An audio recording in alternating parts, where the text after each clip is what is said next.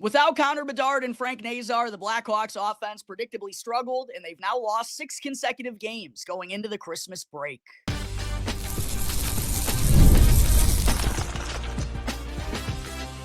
You're Locked On Blackhawks, your daily podcast on the Chicago Blackhawks, part of the Locked On Podcast Network, your team every day. What's going on, everyone? Welcome back to another episode of Locked On Blackhawks, part of the Locked On Podcast Network, your number one sports podcasting network. We're proud to bring you your team every day. On today's episode, I'll open things up by recapping the Blackhawks' 6 consecutive losses they head into the Christmas break. Then I'll break down why the heck Oliver Moore and Nick Lardis aren't getting more ice time at even strength. And for segment 3, I'll also discuss AJ Spellacy making the United States roster for the upcoming World Junior Championship. But first, do have to let you all know that today's episode is brought to you by FanDuel. Go and check out FanDuel.com right now to place your live NFL bets all season long. FanDuel, the game moves fast, and so can you. All right, happy Christmas Eve, Blackhawks fans. As I'm sure most of you noticed, no episode dropped yesterday. I do apologize for that. The reasoning, however, though, is because I had a lot of last-minute Christmas shopping to do, and I also will be having episodes drop for the rest of the week, including tomorrow on Christmas. Yes, we'll be having a show coming out still, and I'll also have an episode drop on both Saturday and Sunday here this weekend as the Blackhawks have a back-to-back Saturday and Sunday coming out of the Christmas break against the Dallas Stars and the Pittsburgh Penguins. So just wanted to give you all a quick little timeline as far as the episodes that are going to be released here this week. But opening things up here on today's show, the losing streak reached 6 games last night as the Blackhawks lost again, falling 3-1 to the Philadelphia Flyers at the United Center. And just to be completely straightforward, honest, and to put it bluntly, Blackhawks fans, it really sucks watching this hockey team right now. No Connor Bedard, no Frank Nazar, and that just means there's no real excitement and not enough offensive firepower for this team to be winning games. And the frustrating part about last night's loss, in my opinion at least, is the Blackhawks played how they need to in order to be winning games without those 2 key forwards in the lineup. The Flyers, they had just 26 shots on goal in this game. They were also held to only 14 high-danger scoring chances in all situations, and they really never had all that much going on offensively themselves. However, when the Blackhawks only get 1 goal of run support, that forces Spencer Knight to be perfect, and they're not going to win very often when that is the case. Ryan Donato scored the lone goal of the game last night for the Hawks. Was nice to at least see him snap his 11-game goal drought. Thought he was one of the more noticeable Blackhawks in terms of the guys who actually did get a few scoring chances. That cut the Blackhawks deficit to 2-1 late in the second period, gave them some life going into the third, but unfortunately, we're never able to tie the game up in that final frame. And offensively, it was another night full of struggles. Unsurprisingly for this offense without Bedard and Nazar, the Hawks had just 21 shots on goal in the game and were credited with just 7 high-danger scoring chances in all situations. They did lead the Flyers 26-24 in normal scoring chances in all situations. However, I didn't think really all that many of them came from threatening scoring opportunities. The Flyers did a good job of keeping the Blackhawks to the outside, kind of like the Hawks did to Philadelphia, but unfortunately, the visitors were the more opportunistic bunch and found the back of the net, simply put, more than the Blackhawks did in this one. And Samuel Ersson, the backup goaltender, his stats are not very pretty on the season. The Blackhawks were unable to take advantage of the Flyers going with their backup, also on the back end of a back-to-back.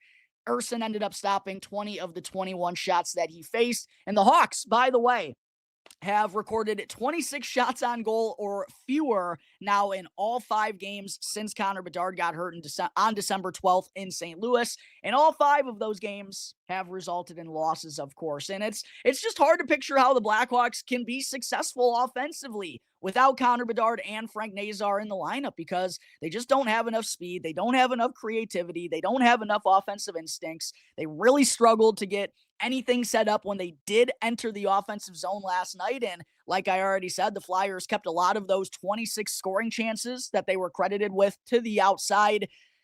Just a tough offensive showing once again from the Blackhawks. But this was a game that felt, I thought, a lot similar to the 1-goal loss that the Blackhawks suffered to the Toronto Maple Leafs to open up that 3-game road trip, right? Where they did a lot of good things defensively, and they put themselves in a good spot to be competitive. They just couldn't get the finished product more than their opponent could, and that leaves the Hawks with just 9 goals in 5 games without Connor Bedard. They also just have 4 goals in their 3 home games here in December and are now 2-8-1 in 11 games this month, which has dropped them back down to last place in the NHL standings. So this Christmas break that's coming up, giving the Blackhawks the next 3 days off, I feel like it comes at a real good time, giving the group an opportunity to reset and allow them to have a little bit of a break, maybe come back to the rink in hopefully a bit better of a mood. Maybe they'll be getting captain and chief leader Nick Foligno back for their first game out of the Christmas break on Saturday against the Dallas Stars. Hopefully that kind of helps raise the dampened holiday spirit that's kind of found its way into the locker room because of the recent injuries, because of the recent 6-game losing streak. Feels like this break, while I don't know if the Hawks, because they're still going to be without Bedard and Nazar, obviously, for their final 3 games of 2025 and probably a decent stretch to open up 2026 as well. I don't know if actually things are going to go better because, as I said, it's just hard to picture how the Blackhawks can be successful without those two, how they're going to score enough goals on a consistent basis. It was nice to see them pot 4 on Saturday in Ottawa, but with how they go about their business and the lack of speed and creativity, just hard to rely on that or expect that to be the case on a consistent basis. So, well, I'm not really expecting the break to lead to any, too consistent turnarounds for the Blackhawks out of 2026. One can be hopeful, but I do feel like at least a couple of days off will help raise the mood and the spirits around the locker room that definitely are taking a little bit of a hit right now with everything that's transpired in these last couple of weeks to open up December. One final thing I want to get into real quick before moving on into segment 2. Trevor Zegras, one of my big takeaways from last night's game, and I really, don't want to talk about the opponent too much, but I feel like I had to here on today's show. Trevor Zegras was excellent last night, I thought, for the Philadelphia Flyers, and boy, is this kid lethal. They had a dominant shift in the third period that I don't know how it didn't lead to a goal for Philadelphia, but this kid has his swagger back, has his confidence back, and from afar, that's really cool to see because obviously things didn't go all that well for him in his final couple of years with the Anaheim Ducks. Gets a new opportunity for the Philadelphia Flyers and clearly has been a huge part of their success so far this year and why they've been one of the biggest surprises in the National Hockey League. I thought Trevor Zegras was absolutely awesome last night. Did want to just throw that in there real quick because he's obviously one of the most notable players in the league considering the exciting start that his career got off to, and seems like he's on the right track once again and has been a key piece of the Philadelphia Flyers' success so far this season. All right, there are my thoughts on a 3-1 loss last night for the Blackhawks. Hopefully they'll get a little bit of a reset with these next 3 days off and then come out of the Christmas break with some fire. Coming up in just a moment, though, Hawks fans, make sure to stick with me as I'll discuss Nick Lardis and Oliver Moore not being given much of an opportunity at even strength right now, despite the recent injuries to Connor Bedard and Frank Nazar. But first, I do got to talk to you all about one of today's sponsors here on Locked On Blackhawks, which is Monarch. The holidays, they're amazing, but they can also get overwhelming real fast. Travel, gifts, parties, year-end expenses. It's really easy to lose track of your money this time of the year. And that's exactly why Monarch has become such a game changer for me. If you want to keep your finances under control this holiday season, you got to be using Monarch. Rated Wall Street Journal's best budgeting app of 2025, Monarch is an all-in-one personal finance tool that brings your entire financial life together in one clean, super easy-to-use dashboard. In minutes, you can check your net worth, link all of your accounts, and keep track of contributions right before deadlines. So don't let financial opportunities slip through the cracks any longer. Go and use our promo code LOCKEDONNHL in all caps at monarch.com in your browser, and you'll also get blessed with half off on your first year. Again, that's 50% off on your first year at monarch.com when you use our promo code LOCKEDONNHL in all caps. Real quick, as always, before I get into segment 2, just a quick reminder, if you're enjoying what you're watching here today or what you're tuning into through an audio platform, please make sure to go and show some support. Either way, it's 100% free on YouTube, subscribing and smashing that like button. And through an audio platform, rating and review the show, all of that stuff really does help me out in a big way in growing my platform and won't cost you anything, not even a penny, and takes 2 seconds. Greatly appreciate all of your support, Blackhawks fans. Segment 2 here on today's episode, though, with Connor Bedard and Frank Nazar out of the lineup right now. You would figure that would lead to larger roles for youngsters like Nick Lardis and Oliver Moore, who are currently up on the NHL roster. But that really hasn't been the case here in these last couple of games, and it's kind of left me scratching my head, Blackhawks fans, and I'm sure I'm not the only one on this matter. Last night, Nick Lardis played only 7 minutes and 2 seconds at even strength, which was the third lowest of any Blackhawks forward, while Oliver Moore received just 7 minutes and 25 seconds at even strength, which was the fourth lowest of any Blackhawks forward. And Lardis, in his first 5 NHL games, he's played less than 13 minutes in 3 of them. And Oliver Moore, looking at his recent game log, he's been under 12 minutes and 30 seconds in 5 straight games. And I just don't understand what Jeff Blashill is doing right now with Oliver Moore. Well, I know he's obviously still a rookie, and kind of in a similar sense to Frankie Nazar from the year prior, his wheels give him a lot of opportunity. He goes about his business the right way. Getting the finished product is still a little bit of an issue. However, when the Blackhawks are down Connor Bedard, down Frankie Nazar, 2 of their faster skaters, their 2 best playmakers, 2 key pieces of this rebuild as their top 2 center icemen, when Oliver Moore is one of the few players on this team who does have wheels and can enter the offensive zone with the puck on his stick, I don't understand how he's having such a minimal role. And I don't also understand why Nick Lardis, who is probably the best shooter, albeit we haven't seen it much, at the NHL level, he's only played 5 games, has 1 goal so far, but his shot is probably the most powerful one that the Blackhawks have right now on their roster. You can maybe throw in Andre Burakovsky, even though he hasn't been shooting the puck all that much this season. Could maybe throw Ryan Donato in there as well, as he has a pretty good shoot-first mentality and, of course, scored 30 goals for the Blackhawks last year, but none of them have the background as a goal scorer like Nick Lardis does. And yes, I understand that came in his junior career. I understand it's been more so at the AHL level so far this season, but we know what kind of upside Nick Lardis possesses, and the Blackhawks don't have a lot of upside on this roster right now. So the decision to utilize Lardis and Moore in a bottom 6 role, Lardis was on the 4th line on Saturday in Ottawa, where he still wound up scoring his first NHL goal, which actually gave the Blackhawks a little bit of life there, despite a putrid start to their 3rd period. Well, he was on the 3rd line for the Blackhawks last night, once again on the kid line with Oliver Moore and Ryan Green. And I've been pretty outspoken on the show recently about my disliking for Jeff Blashill's forward lines that he's rolled with since Connor Bedard got banged up. I've talked about how I think the kid line needs to be split up. I understand the mindset from Blashill and all of those guys being in the same situation, and also Moore and Lardis having some chemistry with one another, going back to the Tom Curvers Prospect Showcase and playing with the Ice Hogs in the AHL together for a little bit earlier on this season. I understand that. But this line has truly generated nothing at even strength with one another. And again, when they are all 3 rookies, it's hard for guys who don't have a lot of experience to be giving you that consistent production that you need on a nightly basis when they're all with one another. I've been calling for this rookie line to be split up, and after last night's game, I don't know how Jeff Blashill can continue to utilize those 3, particularly when Oliver Moore and Nick Lardis are only playing 7 to 8 minutes a game at even strength. It doesn't make any sense to me whatsoever. And I also didn't really...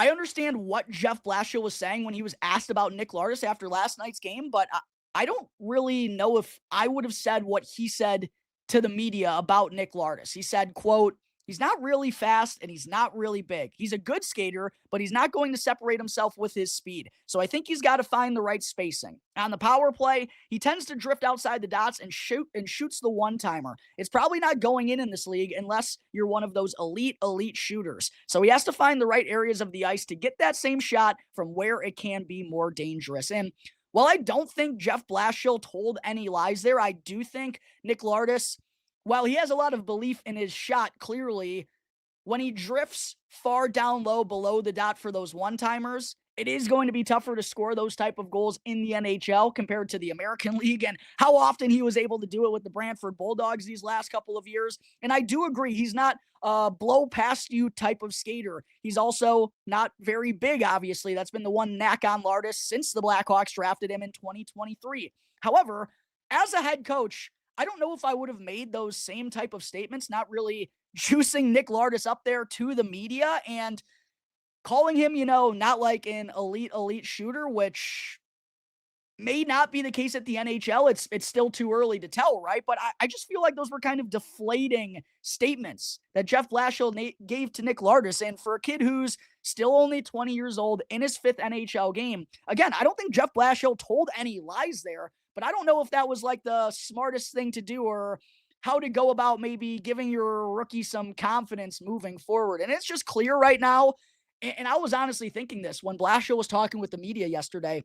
I do think Nick Lardis, by the way, he got into it with Matvei Michkov, and I love him showing a little bit of spunk, as Ben Pope called it on Twitter, and showing that he's not going to take any crap out there. He's also chipped in, I think, with more hits than anyone anticipated since he's been up in the NHL. Not that that's ever going to be a strength of his game, but the fact that he's at least willing to do that stuff on the ice, I think is somewhat noticeable.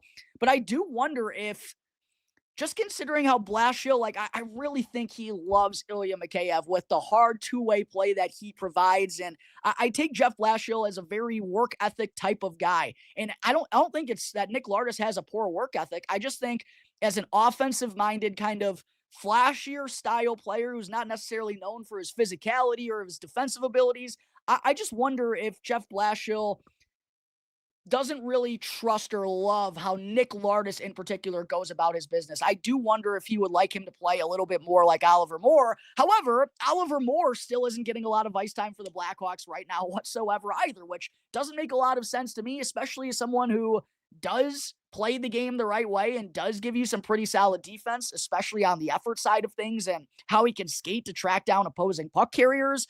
So I'm just left mystified when the Blackhawks are looking for speed, when they're looking for more offense. And yes, I know it's hard to rely on Moore and Lardis as rookies to be giving you that consistently. They're going to have some bad games. That's just a result of them being rookies against grown men in this league. But when you have when you have Tyler Bertuzzi, Jason Dickinson, and Ilya Mikheyev as your top line, and I do need to give them some credit, by the way, because not only did I think they really do a good job of shutting down the Zegras line for the most part, the most dangerous offensive line for the Flyers, they also led 14-2 in shot attempts when they were on the ice at even strength and 9-0 in scoring chances. So clearly that trio did work for Jeff Blashill. However, they didn't get the finished product. And I don't think that's all that surprising because Jason Dickinson and Ilya Mikheyev, they're grindy, scrappy forwards. While they can give you a little bit of cycling in the offensive zone, it really doesn't lead to dangerous scoring opportunities because that's not their forte. So to put Tyler Bertuzzi with those two, I just think long-term that's never going to work for the Blackhawks, in my opinion. And while it's probably going to be really tough to find anything to work without Connor Bedard and Frank Nazar, I understand that. I just don't get what we're trying to accomplish right now because our offense is crummy and we're not giving the youngsters the opportunities that they should be getting when you're the last place team in the league and are looking for a spark. You have two young guys that the front office is hopeful for that will be key puzzle pieces here, and you're limiting them to 7 minutes of time on ice at even strength, 11 to 12 minutes total for a game. Nick Lardis is on the second power play unit with Colton Dock and Matt Grzelcyk, and I give Ryan Donato credit. I thought, like I said in segment one, he was one of the better Blackhawks last night, but it's like you need to be putting Nick Lardis on the power play with Tyler Bertuzzi, Andre Burakovsky, Artem Levshinov. You need to be playing him with the big dogs because this kid at least has the ceiling to help you out offensively. We still have a lot to learn about him and Oliver Moore as well, but you need goals. You need speed. You need to be giving these two guys more of an opportunity, in my opinion, at least Blackhawks fans. Go and let me know down below in the comment section if you feel the same way on that front. It was Bertuzzi, Dickinson, and Mikheyev as the top line. Teravainen, Donato, and Burakovsky as the second line last night. Moore, Green, and Lardis as the third. And then Doc, Toninato, and Lafferty as the fourth. I just think with Nick Lardis' goal-scoring upside in the way that he can shoot the puck, you got to be playing him with a playmaker like Teuvo Teravainen, or you got to be playing him with a guy who can play with some speed like Andre Burakovsky and has been one of the, better veterans, I would say, for the Blackhawks since Connor Bedard got banged up and has been a consistent point producer so far this season. Obviously, it was easier for him to do that when he was playing with Connor Bedard consistently, but he can at least skate and enter the offensive zone and make something happen. And I just think you got to be putting one of Nick Lardis or Oliver Moore with those two guys because they just play the style that the Blackhawks are missing right now, and how Connor Bedard and Frank Nazar would go about their business, obviously at a lesser level offensively, but the Blackhawks don't have a lot of options right now, and it just doesn't make a lot of sense to me that they're not calling 76 and 11's numbers more frequently to go out on the ice at even strength and also on the man advantage. All right, there are my long-winded thoughts on Nick Lardis and Oliver Moore not receiving much of a role for the Blackhawks despite Connor Bedard and Frank Nazar being out of the lineup right now. Coming up in just a moment, before I wrap up today's episode, still have to get into a nice little update on prospect AJ Spellacy. But first, got to talk to you all about another one of today's sponsors here on Locked On Blackhawks, which is FanDuel. NFL Sundays move fast. One big play, and suddenly everything feels different. But that's what makes live betting with FanDuel so exciting. You're not just watching the game, you're reacting to it in real time. With FanDuel, you can place bets right as the action unfolds. Every drive, every momentum swing, and every highlight moment. And live betting is best when the game starts to shift, when a receiver gets hot, when a defense tightens up, or when the momentum flips right after a turnover. FanDuel lets you go jump right into the moment so that you can bet next touchdown scorers, drive results, totals, and more. It keeps you locked into every snap, every drive, and every possibility. So if you want to be right in the middle of the action this season, go and visit FanDuel.com right now or download the FanDuel Sportsbook app to place your live NFL bets all season long. FanDuel, the game moves fast, and so can you.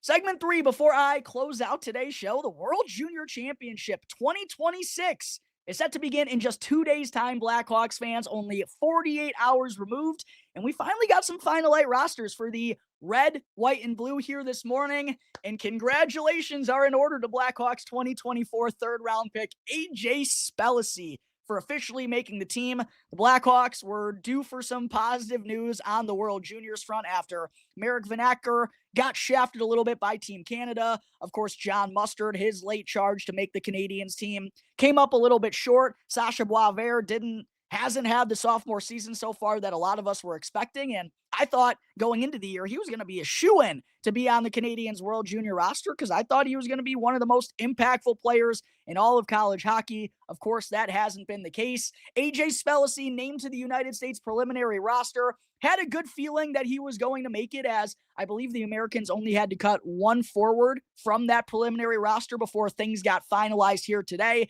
But nice to see Spellacy, who was cut among the final cuts 1 year ago as an 18-year-old, wind up representing the red, white, and blue in his final opportunity to do so at 19 years old. And of course, the Americans are on a quest for a three-peat at the World Junior Championship. And in general, it's just really cool to see kind of the changing of the times with how well the Americans have fared, both, internationally. Obviously fell short at the Four Nations face-off in the gold medal game to Team Canada with Connor McJesus in very similar fashion to Sidney Crosby from back in, 2010, scoring the golden goal in overtime for the Canadiens. But the way that the Americans have been running the tables at the World Juniors these last 3 to 4 years, with the way that American hockey is getting more competitive against the Canadiens and best on best situations, it's a good time for United States hockey, and it would be real cool to see them go and get the three-peat here in these next couple of weeks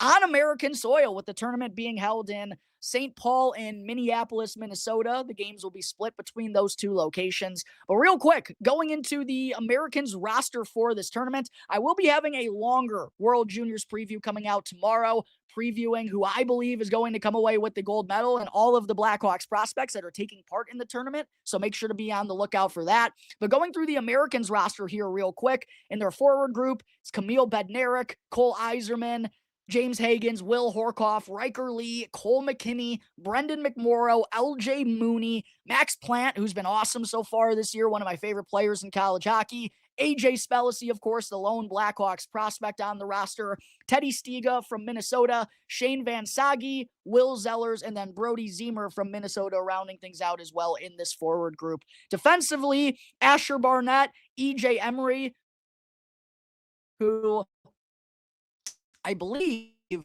was on the roster last year. Logan Hensler is there, Hudson, Adam Clay, Osborne, Chase Reed, and Dakota Mullen. Apologies if I heard that last name. I've been familiar with prospect. And for the Nick Kemp and Brady and a look at this roster. I like some forwards here for the Americans. I think they have a pretty good forward, but defensively and in goal, I have some concerns about how they're going to fare in this tournament and whether the defense and goaltending will be strong enough for them to win a third consecutive gold medal, more so in between the pipes. I just am a little bit sketched out by this American goaltender group. The defense is going to have to be big in front of them, I think, for the Americans to chase a gold medal for a third consecutive year. But offensively, I mean, Iserman, Hagans, Will Horkoff has been a menace for the Michigan Wolverines so far this year. I talked about Max Plant, Brody Zemer, Teddy Stiga. Like, this is a really good American forward group. Maybe it's not high caliber as in a couple of years past. And altogether, I don't think this roster is as deep as it's been in these last couple of years. I'm probably, hate to say it, Blackhawks fans, and for my American listeners out there, I'm probably the least confident in this American roster to go and win the World Junior Championship, because the last 2 years, I'm not just making up BS here, I'm not just tooting my own horn, I did predict the red, white, and blue to get the job done each of these last 2 years at the World Juniors. Not to bury the lead for tomorrow's episode, but I'm not sure if I can give off the same prediction here for the Americans, considering how good Canada's roster is looking for this 2026 World Junior Championship as well.